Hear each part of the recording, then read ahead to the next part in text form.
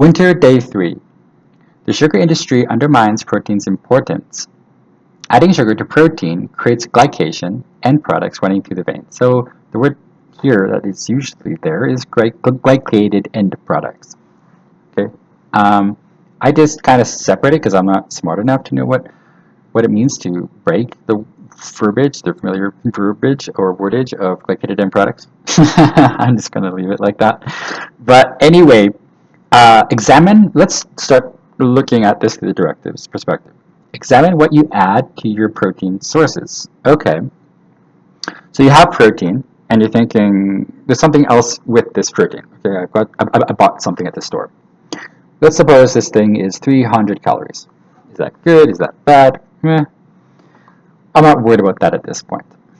Okay, what I'm worried about is someone said the sugar industry is so responsible because they sell healthy sugar. Well, I'm not really worried. But first of all, the sugar industry has one incentive. They want sugar to be sold. You can have it on the shelves. You can have it anywhere you like. Okay? Do you want it here? Do you want it there? Sam-I-am, I like green eggs and ham. Yes, I like them Sam-I-am. Okay? So, the problem, though, is about protein, not about the sugar industry. The sugar industry is going to sell you sugar. So, my problem is, what am I going to do about my protein intake? Now, first of all, the previous statistic was 10%. If 10% of your caloric intake out of 300 calories, for example, is sugar on the label, so you look at your label protein, your carbohydrates, and under carbohydrates you have sugar, and that is 10%, then you're going to have a risk of heart disease. Okay? So that changed recently, okay, to 8%. So if 8% of your total caloric intake, if 8% of your total caloric intake is sugar, 8% will result in the same problem. It's a certain risk, okay, for heart disease. I say certain, I'm just adding extra verbiage.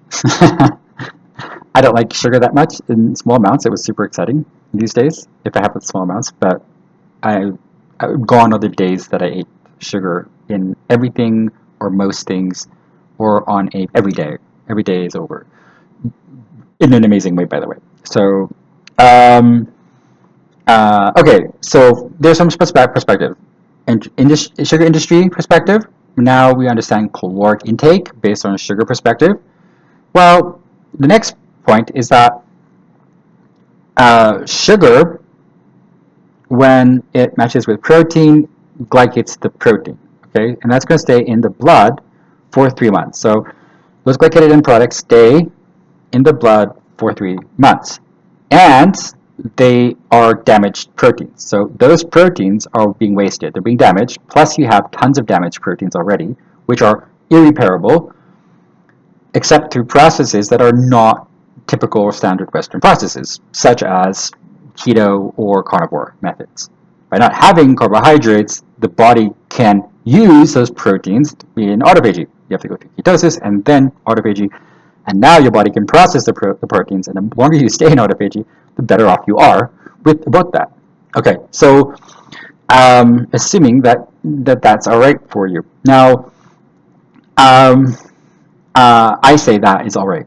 So for me, that's my thing. Love it, love it. So, okay, so adding those sugars to protein bars or shakes and powders and stuff like that, you're spiking your insulin, of course, which is not awesome. Plus, the things that you're doing with your nutrients in your body, well, that's another topic. Sugar, when you're glycating your proteins, you're creating more damaged proteins. And actually, you could just be not doing that and repairing. Okay, so body go through degenerative and regenerative cycles. Paying attention to what's in your blood matters, and what's happening with your protein matters.